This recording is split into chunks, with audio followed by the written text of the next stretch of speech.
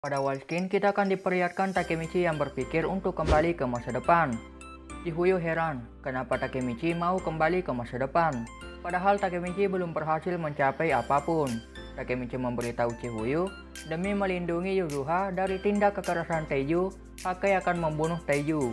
Chifuyu menganggap apa yang dikatakan oleh Takemichi benar. Takemichi mengatakan, tapi semenjak Mitsuya membebaskan Yuzuha dari genggaman Taiju, Hakai tidak memiliki alasan lagi untuk membunuh Taiju. Bukankah itu seharusnya merubah masa depan? Chifuyu mengatakan, itu mungkin saja. Tapi, bagaimana misalnya tidak ada yang berubah? Takemichi menjawab kalau dirinya akan kembali ke masa lalu. Chifuyu bertanya, bagaimana caramu berjabat tangan dengan Naoto kalau kau masuk ke penjara? Kalau sekarang kau pergi ke masa depan, mungkin saja kau tidak bisa kembali. Caramu ini terlalu beresiko. Selain itu, Mitsuya lah yang membebaskan Yuzuha, bukan kau. Kalau kau tidak merubah apapun, dengan begitu masa depan juga tidak akan berubah. Takemichi merasa kalau perkataan Chifuyu masuk akal. Chifuyu mengejek-ejek Takemichi. Kemudian Hakai memanggil Takemichi. Hakai meminta tolong untuk menyampaikan ucapan terima kasihnya kepada Mitsuya. Takemichi heran kepada Hakai. Hakai memberitahu Takemichi, kehidupan sehari-hariku rumit.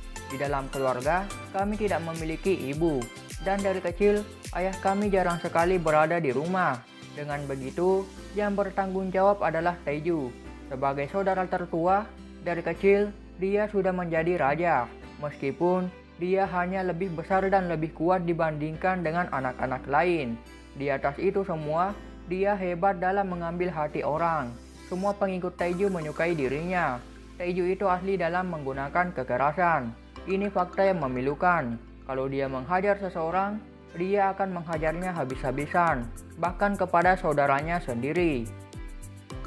Saat Taiju sudah menghajar Hakai, Taiju menyuruh Hakai untuk bangun. Taiju mengatakan, aku sebenarnya tidak ingin memukulmu. Aku menyayangimu lebih dari siapapun, dan aku jauh lebih terbuka dibandingkan orang lain. Jadi, itu menyakitiku ketika kau tidak sesuai dengan ekspektasiku. Aku menyayangimu, Hakai. Hakai berpikir kalau cinta itu seharusnya menyakitkan. Karena itulah aku dibesarkan. Hal itu biasa untukku. Hakai mengatakan, Mitsuya memutarbalikkan hidupku. Aku benar-benar terkejut. Meskipun dia seharusnya bisa bermain, dia harus merawat dua anak kecil itu. Kehidupan sehari-harinya terlihat sangat sulit. Tapi menghadapi itu, dia tersenyum lebar. Ketika aku memakan makanan yang dimasak Mitsuya, tak tahu kenapa makanan itu membuat aku menangis seperti bayi. Ku bilang, sup miso ini sangat asin. Dia mengatakan sesuatu kepadaku, gunakanlah kekerasan untuk melindungi.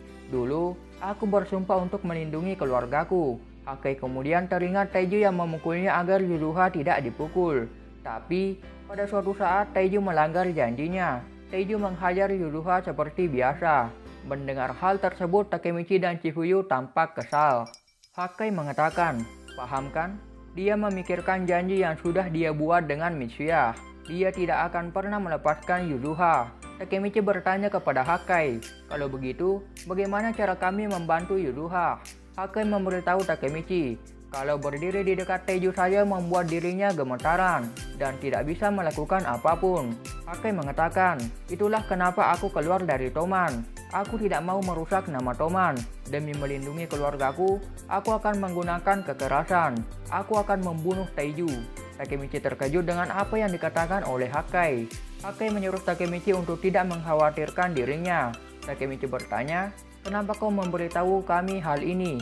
Hakai menjawab, mengungkapkan ketetapan hatiku dalam kata-kata, maka aku akan terlalu takut. Aku lemah seperti itu.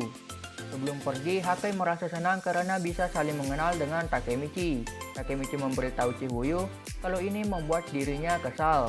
Takemichi mengatakan, dia sangat terpojok oleh saudaranya, sampai dia berpikir dia harus membunuhnya. Kita tidak bisa membiarkan Taiju Shiba lolos seperti ini. Takemichi mengajak Chifuyu untuk menghancurkan Black Dragon. Chifuyu mengatakan, bukankah lebih baik memikirkan cara untuk menghentikan Hakai membunuh Taiju? Takemichi menatap Chifuyu dengan serius, sampai-sampai membuat Chifuyu risih. Chifuyu kemudian mengatakan jika kita menghancurkan Black Dragon, maka masa depan pasti akan berubah. dan mereka pun setuju. Selanjutnya, Mitsuya memberitahu Yuzuha kalau dirinya berbicara dengan Taiju hari ini. Yuzuha mengatakan, Taiju memiliki relasi dengan orang-orang kaya. Ketika mereka ada masalah, Black Dragon meminjamkan kekuatan bertarung mereka dan mendapatkan uang yang sangat banyak. Akulah yang bertanggung jawab untuk mengumpulkan uang itu. Hari ini, aku dibebaskan dari tugas itu karena kau, Mitsuya. Mitsuya heran kenapa Yuzuha bersikap begitu. Setelah Hakai berusaha yang terbaik, Yuzuha marah karena Mitsuya membujuk Hakai untuk melakukan hal itu. Mitsuya memberitahu Yuzuha kalau Hakai lebih kuat dari yang kau pikirkan. Yuzuha kemudian pergi dan mengatakan, "Terima kasih Mitsuya, tapi ekspektasi itu telah menyebabkan kesengsaraan sebelumnya." Saat pergi bersama Maiki, Mitsuya tidak tahu apa yang disembunyikan oleh Yuzuha. Mitsuya merasa kalau perdamaian Toman dengan Black Dragon terlalu mudah terjadi. Maiki hanya diam mendengarkan hal tersebut. Maiki kemudian menyuruh Mitsuya untuk berhenti dan pergi. Mitsuya heran dengan Maiki. Maiki mengatakan, "Kita sisa setengah sekarang, anggota pendiri kita. Aku tidak tahu kemana tujuanku lagi. Lupakan Black Dragon. Mitsuya, kau jangan menghilang dari hadapanku." Mitsuya berjanji dengan Maiki. Di rumah makan, Takemichi memberitahu kalau dirinya ingin bertarung melawan geng Black Dragon. Smiley mengatakan, "Berhenti bercanda dengan kami, dasar bego. Aku sudah beribu kali bilang, kau akan kubunuh." Muto mengatakan, "Kalau kau benar-benar membunuh orang setiap kali kau mengatakan itu, kau akan menghancurkan dunia, dasar bodoh." Draken kemudian menolak usulan Takemichi untuk menghancurkan geng Black Dragon. Draken mengatakan, "Takemichi, aku tahu kau mungkin punya penilaianmu sendiri atas rencana ini. Tapi, apakah kau benar-benar mau menghancurkan perjanjian damai yang sudah Mitsuya kerjakan? Melakukan perang ini akan merusak reputasinya." Setelah selesainya rapat, Takemichi meminta Chihuyu untuk menyelesaikan ini berdua. Kisaki kemudian mengajukan dirinya untuk bergabung dengan Takemichi dan Chihuyu, karena Kisaki juga ingin menghentikan Hakai. Chihuyu mengatakan, "Kau pikir aku tidak bisa menebak rencana di balik omong kosongmu barusan? Kenapa kami mau bekerja sama denganmu?" Kisaki mengatakan, "Kau punya rencana yang lebih bagus? Selama perjanjian damai yang dibuat oleh Mitsuya bersama Black Dragon masih berlaku, pengurus teman lain tidak akan berani mengganggu mereka. Sudah jelas mustahil kalian berdua mampu membereskan Black Dragon. Maiki sekarang sedang lemah. Menyaksikan bagaimana Black Dragon mendapatkan kekuatan.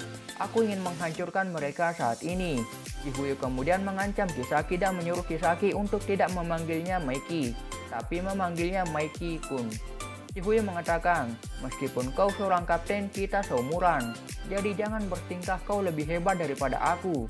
Hanma kemudian mengancam Takemichi dan mengatakan, "Hei, santai.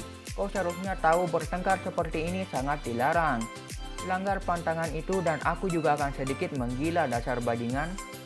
Chihuyu kemudian berhenti mengancam Kisaki dan bertanya, "Dengan kau bergabung, apa untungnya bagi kami?" Kisaki memberitahu kalau ada penyusup di game Black Dragon. Kisaki kemudian menyuruh Takemichi dan Chihuyu untuk mengikutinya. Di suatu tempat, Kisaki menyogok seseorang dengan uang. Orang itu menyuruh Kisaki agar tidak ada siapapun yang mengetahui hal ini. Kisaki memberitahu kalau di sini tidak ada orang yang mulutnya ember. Orang itu kemudian bertanya, "Kau ingin mengetahui pergerakan bos kan?" Kisaki mengatakan, "Benar, kalau kita ingin mengalahkan game Black Dragon, kita perlu informasi mengenai Taiju. Apa yang dia lakukan sehari-hari, di mana, apa, dan kapan. Dengan begitu, kita akan paham apa yang sedang kita lawan. Memahami musuhmu membuatnya mudah untuk dikalahkan." Orang itu mengatakan, "Aku adalah salah satu asisten bos, jadi aku terbiasa dengan sebagian besar yang kau sebutkan." Saat mau menyebutkannya, Koko kemudian menciduk mereka. Koko mengatakan, "Tikus kita yang terakhir berantakan banget loh, tidak kuat menahan siksaan. Jadi kupikir dia bunuh diri." Orang itu terlihat ketakutan karena akan dihukum. Koko kemudian menyuruh anak buahnya untuk membawa orang itu keluar. Setelah itu, Koko mengatakan, "Sekarang bagaimana mengatasi kalian semua?" Kisaki kemudian memberikan uang 100.000 kepada Koko dan mengatakan, "Kami tidak datang untuk berkelahi." Koko kemudian mengatakan, "Untuk 100.000 akan kubocorkan apa yang mau kalian ketahui kepada kalian para bajingan." Kisaki bertanya, "Kapan Taiju menyendiri?" Koko mengatakan, "Bos tidak pernah sendiri. Dia selalu membawa 5 prajurit bersamanya. kecuali untuk satu hari, hari Natal. Meskipun tampangnya begitu, bos malahan orang Kristen yang tekun. Setiap tahun, pada malam Natal, dia pergi ke gereja untuk beribadah sendirian. Koko memberitahu mereka kalau Taiju itu kuat, bahkan ketika sendirian. Takemichi bertanya, "Kenapa kau mengkhianati Taiju?" Koko menjawab, "Aku hanya menyukai orang yang kuat, itu saja. Kalau kau ingin tahu lebih banyak, kau harus membayar tambahan 100.000. Chihuyo merasa kalau Black Dragon bukanlah monolit. Kisaki mengatakan, "Takemichi, aku tidak ingin tahu kapan Taiju akan sendiri, hanya agar kita bisa menyerangnya. Kau bilang Hakai akan membunuh Taiju. Menurutmu kapan dia akan melakukan itu?" Takemichi menjawab, "Malam Natal." Kisaki mengatakan, "Dengan cara ini, kau bisa menghentikan Hakai." Takemichi kebingungan kenapa Kisaki repot-repot begini. Kisaki mengatakan, "Apa yang salah dengan membantu rekan kelompokmu? Kita berempat akan menghentikan Hakai dan mengalahkan Taiju. Malam Natal adalah saat kita secara rahasia melakukan pertarungan yang sangat penting." Takemichi berpikir, apa yang dirahasiakan? Itu dia pembahasan mengenai Tokyo Revenger episode 30. Jangan lupa untuk like, komen, dan share video ini ke teman-teman kalian. Dan jangan lupa juga subscribe dan nyalakan tombol loncengnya, supaya kalian bisa mengetahui video terbaru berikutnya. Sekian, terima kasih. Wassalamualaikum warahmatullahi wabarakatuh.